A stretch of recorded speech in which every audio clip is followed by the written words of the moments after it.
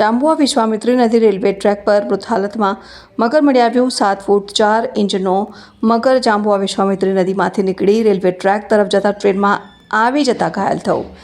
મગર નર છે, શિડ્યુલ 1માં આવે છે। પશુ હોસ્પિટલ લાવવામાં આવ્યો, પછી પીએમ કરવામાં આવશે।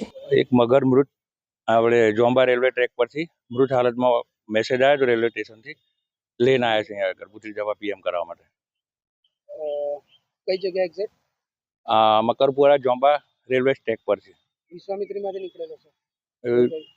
આ બાજુમાં પેલી જોંબા નદી ખરી ને, એટલે અહીં ટ્રેક પર આવી જશે, ક્રોસ કરતો હશે રેલવે ટ્રેક। એટલે ટ્રેનમાં જાય? હા, ટ્રેનમાં જ આવી ગયો।